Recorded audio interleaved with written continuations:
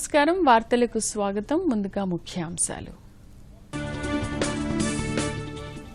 Voter కార్డుతో ఆధార్ అనుసంధానం బిల్లుకు లోక్సభ ఆమోదం బిల్లును వ్యతిరేకించిన కాంగ్రెస్ టీఎంసీ ఎంఐఎం ఇతర పార్టీలు రాజ్యసభలో ఒమిక్రాన్పై చర్చ పరిస్థితిని నిశితంగా పరిశీలిస్తున్నట్లు కేంద్రం వెల్లడి ప్రధానమైన ఔషధాలను సిద్దంగా ఉంచామన్న కేంద్ర మంత్రి మన్సుఖ్ మాండవీయ ధాన్యం కొనుగోళ్లపై కేంద్రం లిఖితపూర్వక హామీ ఇవ్వాలన్న నిరంజన్ రెడ్డి రైతుల సమస్యలను కేంద్రం దృష్టికి తెచ్చేందుకే ఢిల్లీ వచ్చినట్లు వెల్లడి రాష్ట్ర వ్యాప్తంగా టీఆర్ఎస్ శ్రేణుల నిరసన ప్రదర్శనలు రైతులు పండించిన ధాన్యం మొత్తాన్ని కేంద్రం కొనుగోలు చేయాలని డిమాండ్ రాష్ట్రంలో ఒమిక్రాన్ వైరస్ కట్టడి దిశగా ప్రభుత్వం చర్యలు గాంధీ ఆసుపత్రిలో అందుబాటులోకి రానున్న జీనోమ్ సీక్వెన్సింగ్ పరీక్షలు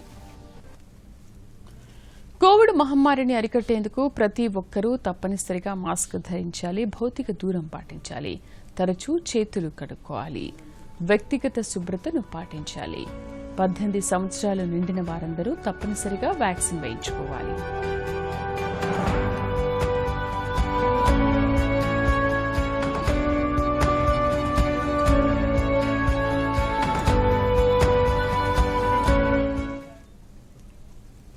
దేశంలోని ఎన్నికల ప్రక్రియలో కీలక సంస్కరణలు చేపట్టే లక్ష్యంతో తీసుకొచ్చిన ఎన్నికల చట్టాల సవరణ బిల్లుకు లోక్సభ ఆమోదం తెలిపింది ఓటర్ ఐడీతో ఆధార్ అనుసంధానానికి ఈ బిల్లు వీలు కల్పిస్తుంది దీంతో పాటు 18 ఏళ్లు నిండిన వారు ఓటర్లుగా నమోదయ్యేందుకు ఏడాదిలో 4 సార్లు అవకాశం ఉంటుంది ప్రస్తుతం జనవరి 1కి 18 ఏళ్లు నిండిన వారు మాత్రమే ఓటరుగా నమోదు కాగలుగుతున్నారు అలాగే ఎన్నికల ప్రక్రియ కోసం ఏ భవనాన్నైనా ఉపయోగించుకునేందుకు సవరణ బిల్లు వీలు కల్పిస్తుంది విపక్షాల ఆందోళన మధ్య దిగువ సభలో ఈ బిల్లును ప్రవేశపెట్టిన కేంద్ర న్యాయశాఖ మంత్రి కిరణ్ రిజిజు ఈ సందర్భంగా మాట్లాడుతూ ఎన్నికల్లో మరింత పారదర్శకతను తీసుకురావడమే బిల్లు లక్ష్యమని చెప్పారు ఓటరు కార్డుతో ఆధార్ నెంబర్ అనుసంధానం తప్పనిసరి కాదని ఆయన స్పష్టం చేశారు పార్లమెంటరీ స్థాయి సంఘం కేంద్ర ఎన్నికల సంఘం సిఫార్సుల ఆధారంగా ఈ సవరణ బిల్లును రూపొందించినట్లు చెప్పారు रोल होता है तो वो क्रेडिबल होना चाहिए ताकि इलेक्शन ही साफ तरीके से क्रेडिबल हो और साथ साथ सेक्शन 17 पीपुल्स रिप्रेजेंटेशन एक्ट 1950 में कहा गया है no person to be registered in more than one constituency no person shall be entitled to be registered in the electoral roll for more than one constituency तो सरकार ये कोशिश करता है कि बोगस वोटिंग रुकना चाहिए और फेक वोटिंग नकली वोटिंग जो होता है जिसमें अगर रोकने के लिए कदम उठाया जाता है అంతకుముందు కాంగ్రెస్ అధ్యక్షుడు రంజన్ చౌదరి ఎంఐఎం నేత అసదుద్దీన్ ఓవైసీ టీఎంసీ బీఎస్పీ నేతలు ఈ బిల్లును వ్యతిరేకించారు సమగ్ర చర్చ లేకుండానే ప్రభుత్వం ఎంతో ముఖ్యమైన ఈ బిల్లును హడావిడిగా తీసుకొచ్చిందని ఆరోపించారు కోవిడ్ కొత్త వేరియంట్ ఒమిక్రాన్ వెలుగులోకి రావడం ద్వారా ఉత్పన్నమైన పరిస్థితిని రోజువారీ నిశితంగా పరిశీలిస్తున్నట్లు కేంద్రం తెలిపింది ఒమిక్రాన్ కేసులపై రాజ్యసభలో జరిగిన స్వల్పకాలిక చర్చకు కేంద్ర ఆరోగ్య మంత్రి మన్సుఖ్ మాండవీయ సమాధానమిస్తూ తాజా పరిస్థితిని ఎదుర్కొనేందుకు ప్రభుత్వం పూర్తి సంసిద్దతతో ఉందని చెప్పారు కొత్త వేరియంట్పై కోవిడ్ టీకాల ప్రభావం ఏ మేరకు ఉన్నది అనేది వచ్చే వారానికల్లా తెలుస్తుందని తెలియజేశారు కోవిడ్ తొలి 2వ దశలో ఎదురైన అనుభవాలను దృష్టిలో పెట్టుకుని కొత్త వేరియంట్ను ఎదుర్కొనేందుకు ముఖ్యమైన ఔషధాలను సిద్దం చేసినట్లు కేంద్ర మంత్రి తెలిపారు ప్రస్తుతం ప్రతి నెల 31 కోట్ల డోసుల కోవిడ్ టీకాలు దేశంలో ఉత్పత్తి అవుతున్నాయని రాబోయే 2 నెలల్లో నెలకు 45 కోట్ల డోసుల ఉత్పత్తి సామర్థ్యానికి చేరుకుంటామన్నారు రాష్ట్రాల వద్ద 17 కోట్ల టీకా మోతాదులు అందుబాటులో ఉన్నాయని వివరించారు ప్రధాని మోదీ నాయకత్వంలో ఆరోగ్య సంరక్షణ కార్యకర్తల కృషితో 88% ప్రజలకు కోవిడ్ వ్యాక్సిన్ మొదటి డోస్ పంపిణీ పూర్తయిందని 58% మంది 2వ డోసు కూడా తీసుకున్నారని కేంద్ర ఆరోగ్య మంత్రి తెలిపారు నెలకు 31 కోట్ల డోసుల వ్యాక్సిన్ ఉత్పత్తి సామర్థ్యానికి చేరిన భారత్ రాజ్యసభలో వెల్లడించారు కేంద్ర మంత్రి మన్సుఖ్ మాండవీయ वेरिएंट देखने के बाद डब्ल्यूओ ने उसको वेरिएंट ऑफ कंसर्न डिक्लेयर किया क्योंकि ये वेरिएंट क्या बिहेवियर करेगा कैसे फैलेगा उसके ऊपर वैक्सीन की इफेक्ट होगी कि नहीं होगी उसका भी अभ्यास करना आवश्यक होता है और इसलिए WHO ने कहा कि ये वेरिएंट ऑफ कंसर्न है और उसके ऊपर डिटेल से स्टडी की जाएगी और WHO भी उसके ऊपर नजर बनाए रखे हैं और भारत सरकार की ओर से हम भी उसके पर नजर बनाए रखे। भारत में आज वर्तमान समय में 161 केस पाया गया है और जैसा केस दुनिया में दिखने लगा तो तुरंत ही देश में वेरिएंट स्प्रेड ना हो उसकी सुरक्षा के लिए भी भारत सरकार की ओर से सतर्कता रखी गई। బ్యాంకుల వద్ద రుణం తీసుకుని ఎగవేసిన వారి నుంచి భారీ మొత్తంలో నగదును వసూలు చేశామని కేంద్ర ఆర్థిక మంత్రి నిర్మలా సీతారామన్ తెలిపారు. నీరవ్ మోదీ, విజయ్ మాల్యా వంటి రుణ ఎగవేతదారుల ఆస్తులను అమ్మి 13,000 కోట్ల రూపాయలకు పైగా వసూలు చేశామని లోక్సభలో చెప్పారు.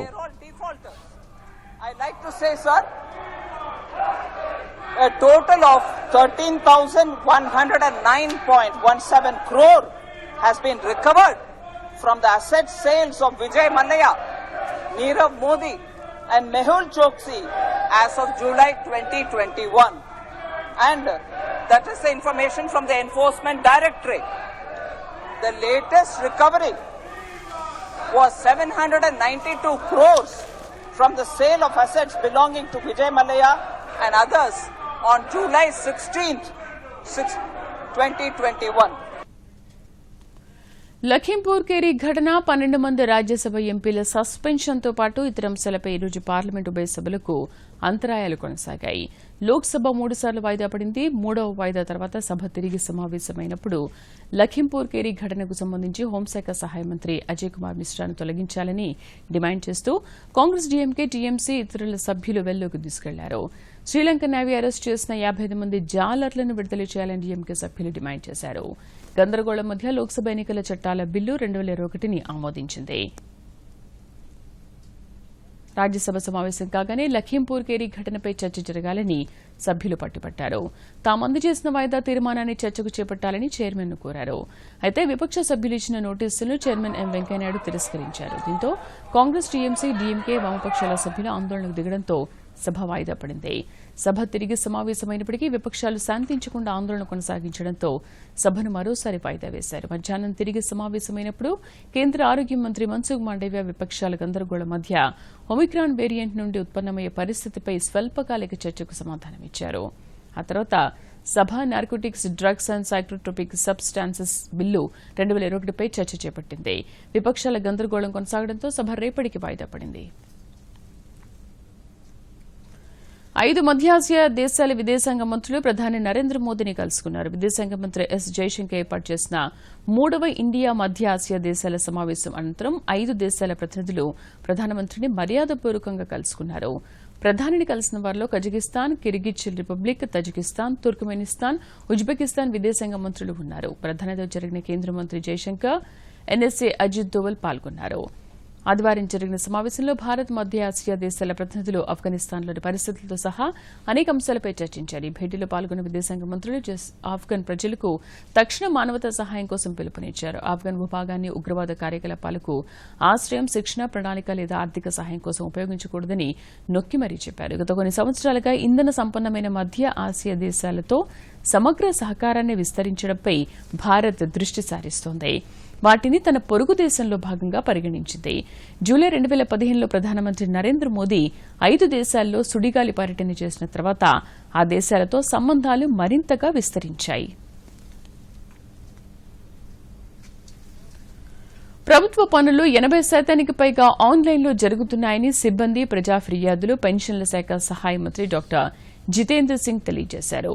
ఆజాదీ కా అమృత్ మహోత్సవ్ వేడుకల్లో భాగంగా ఈ రోజు న్యూఢిల్లీలో గుడ్ గవర్నెన్స్ వారోత్సవాలను మంత్రి ప్రారంభించారు. ఈ సందర్భంగా మాట్లాడుతూ డిజిటల్ ఇండియా చొరవ వల్ల కోవిడ్ కాలంలో కూడా పనులు సజావుగా సాగాయని అన్నారు. ప్రజా ఫిర్యాదులు 2014లో 2 లక్షలుండగా ప్రస్తుతం 95% పైగా కేసుల పరిష్కారంతో 25 లక్షలకు పైగా పెరిగాయన్నారు.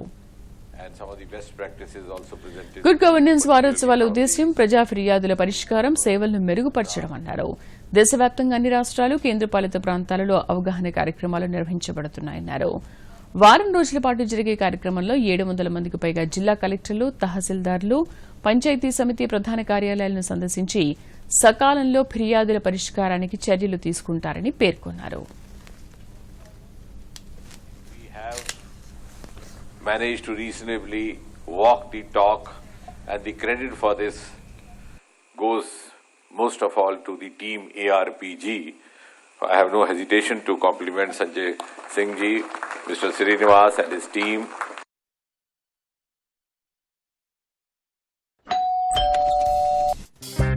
గిఫ్ట్ వచ్చింది. వారే వా, లెజెండ్ బ్యాట్ ఇది. దీంతో నేను ఆడతాను. అరే, ఫ్యూచర్ బ్యాటింగ్ లెజెండ్ ని నేను. దీని మీద ఎవరి పేరు రాసుంటే బ్యాట్ వాళ్ళకే దొరుకుతుంది. అరే యార్, చూసారా, దీని మీద నా పేరు రాసుండకపోతే ఎంత గొడవ అయిపోయేదో. అందుకే ఆర్బీఐ ఉంటుంది, బ్యాంక్ అకౌంట్ అయినా బ్యాంక్ లాకర్ అయినా మీరు కూడబెట్టిన డబ్బు మీరు నిర్ణయించిన వారికే అందేందుకు అందులో నామినీ పేరు తప్పకుండా నమోదు చేయండి. ఆర్బీఐ ఉంటుంది, విషయాలు తెలుసుకోండి, జాగరూకంగా ఉండండి. తిరిగి స్వాగతం. ఈశాన్య రాష్ట్రాల అభివృద్ధికి గత 6 ఏళ్లలో దాదాపు 2,66,000 కోట్ల రూపాయలు ఖర్చు చేశారు. ఈ మేరకు ఈశాన్య ప్రాంత అభివృద్ది శాఖ మంత్రి జి కిషన్ రెడ్డి లోక్సభలో లిఖితపూర్వక సమాధానమిచ్చారు. ఈశాన్య రాష్ట్రాల్లో వాయు, రైలు, రోడ్డు, విద్యుత్, జలమార్గాలు, టెలికాం కనెక్టివిటీని మెరుగుపరచడానికి కేంద్ర ప్రభుత్వం ముఖ్యమైన కార్యక్రమాలు చేపట్టిందని మంత్రి చెప్పారు. ఈ కార్యక్రమాలు ఈ ప్రాంత అభివృద్దిని వేగవంతం చేశాయన్నారు. ఈశాన్య ప్రాంత అభివృద్ది మంత్రిత్వ శాఖ సామాజిక, భౌతిక, మౌలిక సదుపాయాల అంతరాలను తగ్గించడానికి ఈశాన్య ప్రాంతాన్ని పెద్ద ఎత్తున అభివృద్ది చేయడానికి చర్యలు తీసుకుందని ఆయన అన్నారు.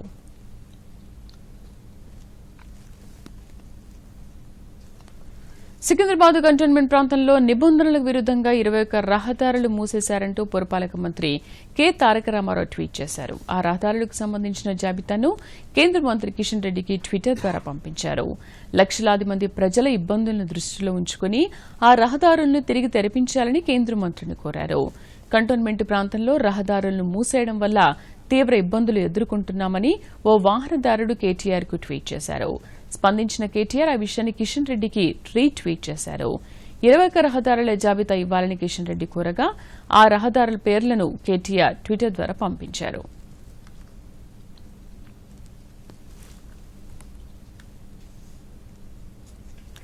తెలంగాణలో ఉద్యోగుల కేటాయింపు కోసం జారీ చేసిన జీవో 317 పై ప్రభుత్వ ప్రధాన కార్యదర్శి సోమేష్ కుమార్ పలువురు ఉన్నతాధికారులతో సమావేశం నిర్వహించారు. స్పెషల్ చీఫ్ సెక్రటరీలు, ప్రిన్సిపల్ సెక్రటరీలు, ఆయా శాఖల ఉన్నతాధికారులు ఈ సమావేశంలో పాల్గొన్నారు. ఈ సందర్భంగా సోమేష్ కుమార్ మాట్లాడుతూ కేటాయింపులో అన్ని స్థాయిల్లో ఉద్యోగుల ఆప్షన్లను తీసుకోవాలని సూచించారు. సీనియారిటీ జాబితాను కూడా సిద్దం చేయాలని అన్నారు.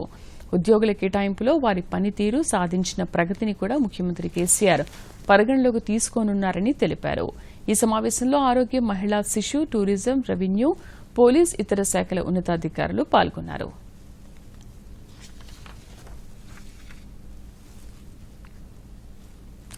సిద్దిపేట గ్రామీణ మండలం బుస్సాపూర్ డంపింగ్ యార్డ్లో బయో సీఎన్జీ గ్యాస్ ఉత్పత్తి కేంద్రాన్ని రాష్ట ఆర్థిక మంత్రి Harish Rao British deputy high commissioner doctor Andrew ఫ్లెమింగ్తో కలిసి ప్రారంభించారు.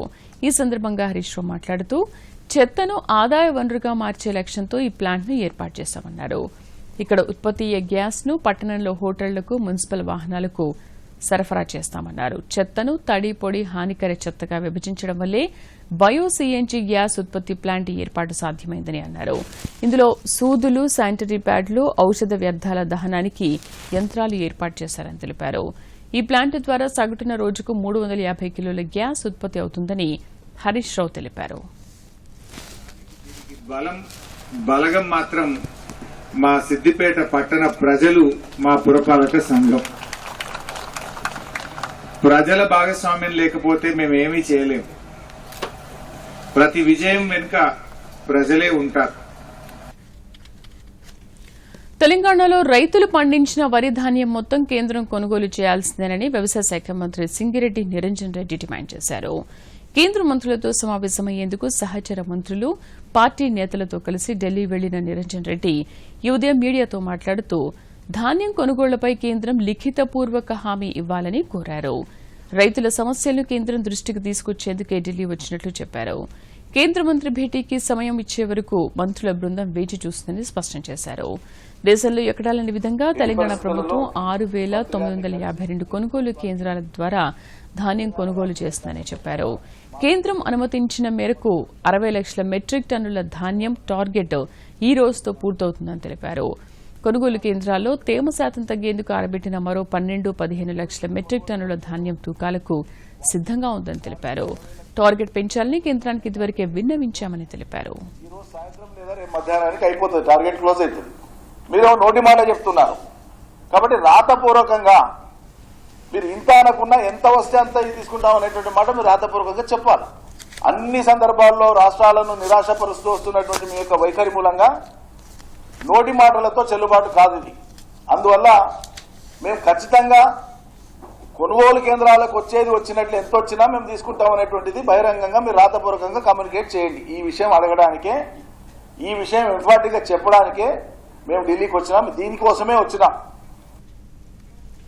ధాన్యం కొనుగోళ్లపై కేంద్ర ప్రభుత్వ తీరును నిరసిస్తూ రాష్ట్ర వ్యాప్తంగా మంత్రులు, టీఆర్ఎస్ పార్టీకి చెందిన ఎమ్మెల్యేలు, ఎమ్మెల్సీలు, ఎంపీలు, ప్రజాప్రతినిధులు, కార్యకర్తలు ఆందోళనలు నిర్వహించారు. మరిన్ని వివరాలు ఇప్పుడు చూద్దాం. పార్టీ అధినేత చంద్రశేఖరరావు ఇచ్చిన పిలుపు మేరకు టీఆర్ఎస్ శ్రేణులు రాష్ట్ర వ్యాప్తంగా నిరసన ప్రదర్శనలు నిర్వహించాయి. రాష్ట్రంలో పండిన ధాన్యాన్ని కేంద్రమే కొనుగోలు చేయాలని అన్ని జిల్లాలు, నియోజకవర్గాలు, మండలాల్లో నిరసనలతో హోరెత్తించారు. తెలంగాణ రైతుల ధాన్యాన్ని కొనుగోలు చేయాల్సిందేనని డిమాండ్ చేశారు. సిద్దిపేటలో జరిగిన ధర్నాలో మంత్రి హరీష్ రావు మాట్లాడుతూ పంటలు కొనే బాధ్యత కేంద్రానిదేనని అన్నారు. యాసంగిలో వడ్లు ఎందుకు కొనరో చెప్పాలని డిమాండ్ చేశారు. కేంద్ర మంత్రి కిషన్ రెడ్డి ఒత్తిడి తీసుకొచ్చి రాష్ట్రం నుంచి వడ్లు కొనుగోలు చేయించాలని అన్నారు. ఢిల్లీలో ఉన్న బీజేపీ గవర్నమెంట్ ఒక్క వడ్లు కొనమంటే కొనకుండా చేతులెత్తింది. ఇవాళ అటువంటి బీజేపీకి మన గుణపాఠం చెప్పాలి.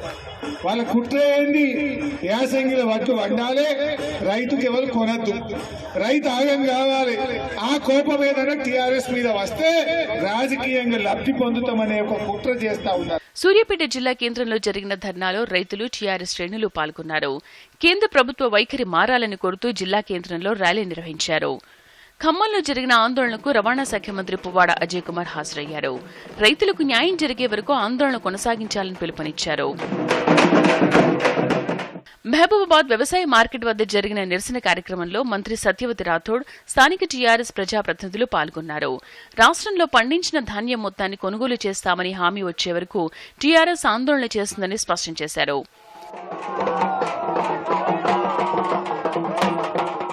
నిర్మల్ పట్టణంలో జరిగిన ఆందోళనలో మంత్రి ఇంద్రకరణ్ రెడ్డి పాల్గొన్నారు. మున్సిపల్ కార్యాలయం నుంచి మంచిర్యాల చౌరస్తా వరకు నిరసనకారులు భారీ ర్యాలీ నిర్వహించారు.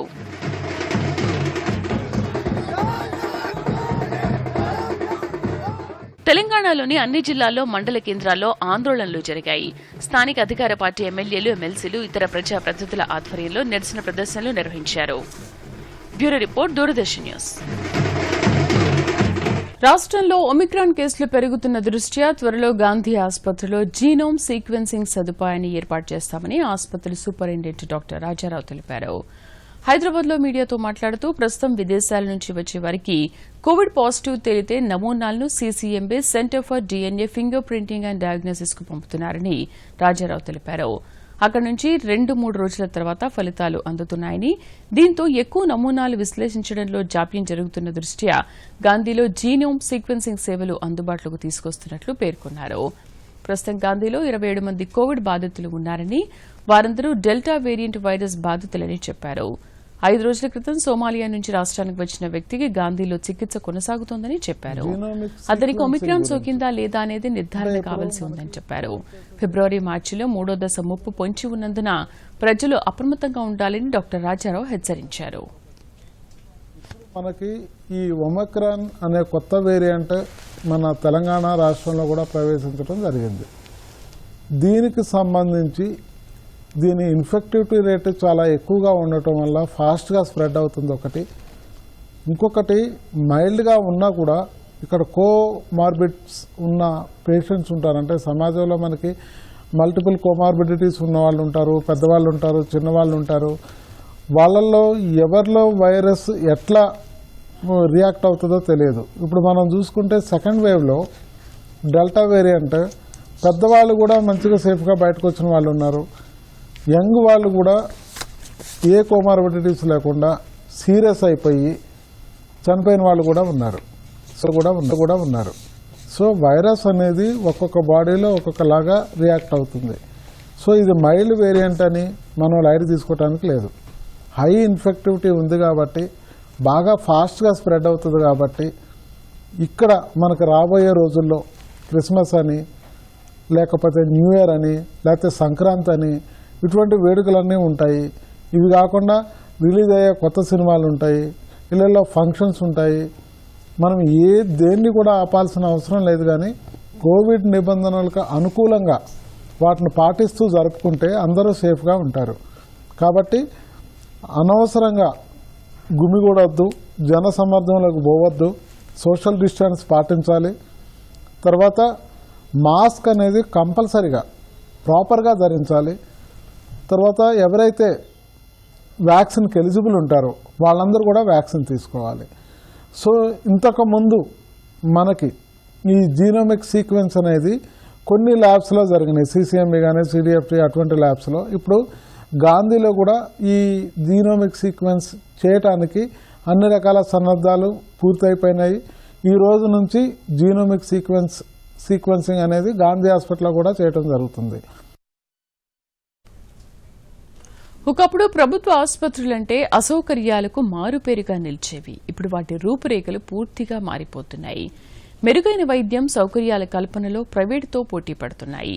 ఇలాంటి కోవలోనిదే రంగారెడ్డి జిల్లా కొండాపూర్ ఏరియా ఆసుపత్రి.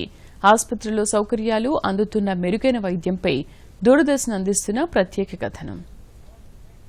ఒకప్పుడు ప్రభుత్వ ఆసుపత్రులంటే అసౌకర్యాలకు మారుపేరుగా నిలిచేవి.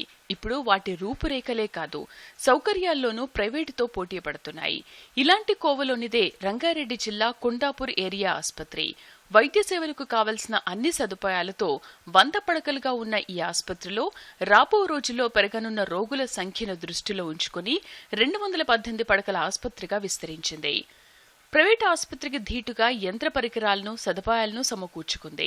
కార్పొరేట్ సోషల్ రెస్పాన్సిబిలిటీ కింద ఈ ఆసుపత్రికి రెహెసా గ్రూప్ సహకారాన్ని అందిస్తుంది.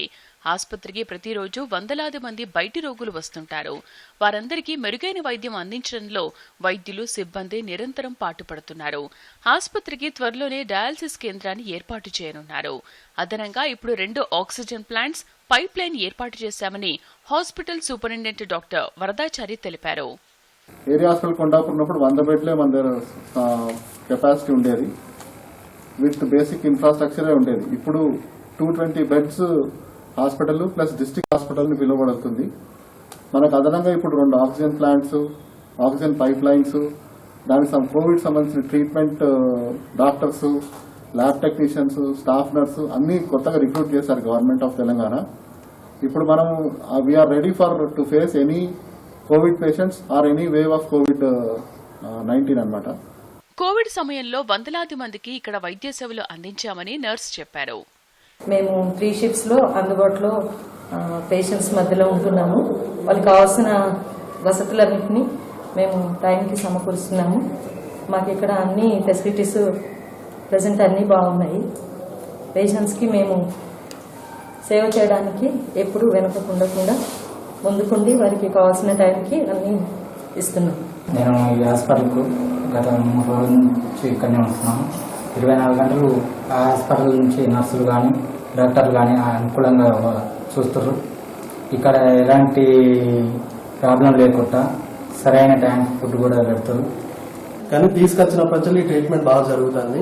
హాస్పిటల్ సిబ్బంది అయితే దగ్గర నుండి చూసుకుంటున్నారు. వాష్రూమ్స్ కానీ బాత్రూమ్స్ మొత్తం క్లీనింగ్ ఎప్పుడు చేస్తున్నారు. సిస్టర్లు కూడా దగ్గర నుండి, అంటే ఇది సెలైన్ అయిపోగానే చెప్పడం, పిలవడం అనేది కాకుండా వాళ్ళే దగ్గర నుండి అన్ని చూసుకుంటున్నారు. డాక్టర్లు కూడా ప్రతి రిపోర్ట్ కూడా దగ్గర నుండి చేయించి మరి రిపోర్ట్ గురించి ఎక్స్ప్లెయిన్ చేస్తున్నారు మాకు అన్ని. Bureau report, Doordarshan news. ఉపకార వేతనాలు, వివిధ పథకాలకు సంబంధించి బీసీ విద్యార్థులకు విధించిన కుటుంబ ఆదాయ పరిమితిని రాష్ట ప్రభుత్వం పెంచుతూ ఉత్తర్వులు జారీ చేసింది. ప్రస్తుతం పోస్ట్ మెట్రిక్ స్కాలర్షిప్లను పొందేందుకు ఓబీసీ విద్యార్థులకు సంబంధించి వారి కుటుంబ ఆదాయం ₹1,50,000 కాగా ఆ మొత్తాన్ని 2.5 లక్షలకు ప్రభుత్వం పెంచింది. అదేవిధంగా ఈబీసీ విద్యార్థులకు అందజేసే అంబేద్కర్ పోస్ట్ మెట్రిక్ స్కాలర్షిప్లకు సంబంధించి కుటుంబ ఆదాయ పరిమితిని ₹1,00,000 నుంచి ₹2.5 లక్షల ప్రభుత్వం పెంచింది. రాష్ట మైనార్టీ సంక్షేమ శాఖ ఆధ్వర్యంలో రేపు సాయంత్రం ఎల్బీ స్టేడియంలో క్రిస్మస్ వేడుకలు జరగనున్నాయి. ఇందుకు జరుగుతున్న ఏర్పాట్లను మంత్రి తలసాని శ్రీనివాస్ యాదవ్ స్థానిక ఎమ్మెల్యేలు, ఎమ్మెల్సీలతో కలిసి పరిశీలించారు. మంత్రి వెంట GHMC deputy mayor Moti Srilatha, minority corporation director Shahnawaz Khasim తదితరులు ఉన్నారు. ఈ సందర్భంగా తలసాని మాట్లాడుతూ క్రిస్మస్ వేడుకల్లో ముఖ్యమంత్రి కేసీఆర్ పలువురు క్రైస్తవ ప్రముఖులతో కలిసి పాల్గొంటారని చెప్పారు. రాష్ట్రంలోని అన్ని చర్చిల్లో క్రిస్మస్ విందులను నిర్వహిస్తున్నామని తెలిపారు. క్రిస్మస్ ను పురస్కరించుకుని ప్రతి సంవత్సరం పేద క్రైస్తవులకు ప్రభుత్వం గిఫ్ట్ ప్యాకెట్లను పంపిణీ చేస్తుందని గుర్తు చేశారు. తెలంగాణ ప్రభుత్వం అన్ని మతాలు, సంస్కృతులను గౌరవిస్తుందన్నారు. హైదరాబాద్ లో క్రిస్టియన్ సంక్షేమ భవన్ నిర్మాణం, చర్చిలు, శ్మశాన వాటికల అభివృద్దిపై త్వరలోనే ఒక ప్రత్యేక సమావేశం నిర్వహించనున్నట్లు చెప్పారు.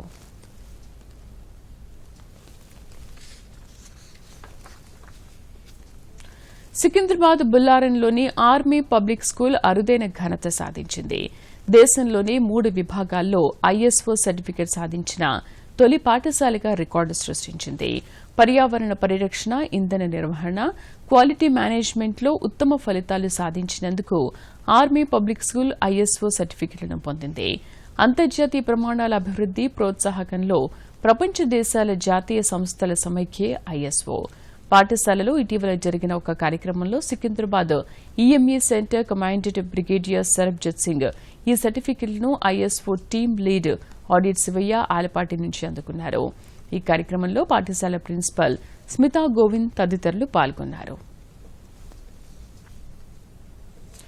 కోవిడ్ ఒమిక్రాన్ వేరియంట్ వైరస్ ను ఎదుర్కొనేందుకు సిద్దంగా ఉండాలంటూ AIIMS director doctor Randeep Guleria రాష్ట్రాల ప్రభుత్వాలకు సూచించారు. యూకే తరహాలో ఇక్కడ పరిస్థితులు దిగజారవని ఆశిద్దాం, కానీ మనం పరిస్థితులకు తగ్గట్లు సిద్దంగా ఉండాలి. ఒమిక్రాన్ కు సంబంధించి మరింత సమాచారం అందుబాటులోకి రావాల్సి ఉంది. ప్రపంచంలో ఏ ప్రాంతంలో కేసులు పెరిగినా వాటిని నిశితంగా పరిశీలించి సమస్యలను ఎదుర్కోవడానికి సిద్దం కావాలి. ప్రజలు ఊహించని ముప్పులో చిక్కుకోవడం కంటే అప్రమత్తంగా ఉండడం అన్నింటికన్నా మేలు అంటూ గులేరియా మీడియాకు వెల్లడించారు. ఒమిక్రాన్తో బ్రిటన్ హడలిపోతోంది. అక్కడ ఒమిక్రాన్ బాధితుల సంఖ్య 37,000కు చేరింది. 12 మంది ప్రాణాలు కోల్పోయారు. ఇక భారత్లో ఇప్పటివరకు 150కి పైగా ఒమిక్రాన్ కేసులు బయటపడ్డాయి. మహారాష్టలో అత్యధికంగా 54 మంది ఈ వేరియంట్ బారిన పడ్డారు. యూకేలో పరిస్థితే భారత్లో వస్తే రోజుకు సుమారు 14 లక్షలకు పైగా కేసులు వచ్చే అవకాశం ఉందని గతంలోనే కేంద్రం హెచ్చరించింది. కోవిడ్ కొత్త వేరియంట్ ఒమిక్రాన్ రాజన్న సిరిసిల్లాకు పాకింది. జిల్లాలోని ముస్తాబాద్ మండలం గూడెం గ్రామంలో ఓ వ్యక్తికి పాజిటివ్గా తేలింది. సదరు వ్యక్తి ఇటీవల దుబాయ్ నుంచి స్వగ్రామానికి వచ్చాడు. కొత్త ఉత్పరివర్తనానికి పాజిటివ్గా తేలడంతో హైదరాబాద్ కిమ్స్ ఆసుపత్రికి తరలించారు. సదరు వ్యక్తి ఈ నెల 15న దుబాయ్ నుంచి హైదరాబాద్కు వచ్చాడు. ఆ తర్వాత ఎయిర్పోర్ట్లో నమూనాలు సేకరించి జీనోమ్ సీక్వెన్సింగ్ కు పంపారు. ఇవాళ ఫలితాలు రాగా ఒమిక్రాన్ పాజిటివ్గా తేలింది. సదరు వ్యక్తికి ఒమిక్రాన్ పాజిటివ్గా తేలినట్లు పోత్కల్ ప్రాథమిక ఆరోగ్య కేంద్రం వైద్యాధికారి డాక్టర్ సంజీవ్ రెడ్డి ధృవీకరించారు. జిల్లాల వైద్యాధికారులు అప్రమత్తమై గ్రామస్తులను అప్రమత్తం చేయడంతో పాటు సదరు వ్యక్తి కాంటాక్ట్లను గుర్తించే పనిలో పడ్డారు.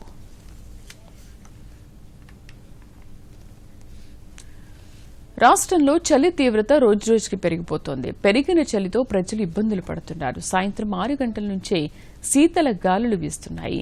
రాత్రి ఉష్ణోగ్రతలు ఒక్కసారిగా తగ్గిపోతున్నాయి. రాజధాని శివార్లలో అత్యల్ప ఉష్ణోగ్రతలు నమోదవుతున్నాయి. హైదరాబాద్ బేగంపేట ప్రాంతంలో అత్యల్పంగా 13.2 డిగ్రీలు నమోదైంది. నగర శివారు మొయినాబాద్ మండలం రెడ్డిపల్లిలో అత్యల్పంగా 8.5, రాజేంద్రనగర్లో 9.9 డిగ్రీల అత్యల్ప ఉష్ణోగ్రతలు నమోదయ్యాయి. మరో 4 రోజుల పాటు చలి తీవ్రత ఇలాగే కొనసాగుతుందని వాతావరణ శాఖ రాష్ట్ర సంచాలకులు నాగరత్న చెప్పారు. రాత్రి ఉష్ణోగ్రతలు చాలా ప్రాంతాల్లో సాధారణం కంటే 2 నుంచి 4 డిగ్రీల సెల్సియస్ వరకు తగ్గే అవకాశం ఉందని తెలిపారు. ఆరోగ్య సమస్యలున్న వారు ఉదయం 8 గంటల్లోపు బయట తిరగడం మంచిది కాదని నాగరత్న సూచించారు. ముఖ్యాంశాలతో వార్తలు ముగిద్దాం. నమస్కారం. దూరదర్శన్ యాదగిరి వార్తలను ఇప్పుడు సోషల్ మీడియాలో కూడా చూడొచ్చు. యూట్యూబ్ అయితే డీడీ న్యూస్ తెలంగాణ, ట్విట్టర్ అయితే DD news Telangana @DD Yadagiri news, మరి ఫేస్బుక్ అయితే డీడీ న్యూస్ తెలంగాణలో చూసి సబ్స్క్రైబ్ చేసి లైక్ చేయండి, షేర్ చేయండి. ఓటరు కార్డుతో ఆధార్ అనుసంధానం బిల్లుకు లోక్సభ ఆమోదం. బిల్లును వ్యతిరేకించిన కాంగ్రెస్, టీఎంసీ, ఎంఐఎం ఇతర పార్టీలు. రాజ్యసభలో ఒమిక్రాన్పై చర్చ, పరిస్థితిని నిశితంగా పరిశీలిస్తున్నట్లు కేంద్రం వెల్లడి. ప్రధానమైన ఔషధాలను సిద్దంగా ఉంచామన్న కేంద్ర మంత్రి మన్సుఖ్ మాండవీయ. ధాన్యం కొనుగోళ్లపై కేంద్రం లిఖితపూర్వక హామీ ఇవ్వాలన్న నిరంజన్ రెడ్డి. రైతుల సమస్యలను కేంద్రం దృష్టికి తెచ్చేందుకే ఢిల్లీ వచ్చినట్లు వెల్లడి. రాష్ట్ర వ్యాప్తంగా టీఆర్ఎస్ శ్రేణుల నిరసన ప్రదర్శనలు. రైతులు పండించిన ధాన్యం మొత్తాన్ని కేంద్రం కొనుగోలు చేయాలని డిమాండ్. రాష్ట్రంలో ఒమిక్రాన్ వైరస్ కట్టడి దిశగా ప్రభుత్వం చర్యలు. గాంధీ ఆసుపత్రిలో అందుబాటులోకి రానున్న జీనోమ్ సీక్వెన్సింగ్ పరీక్షలు.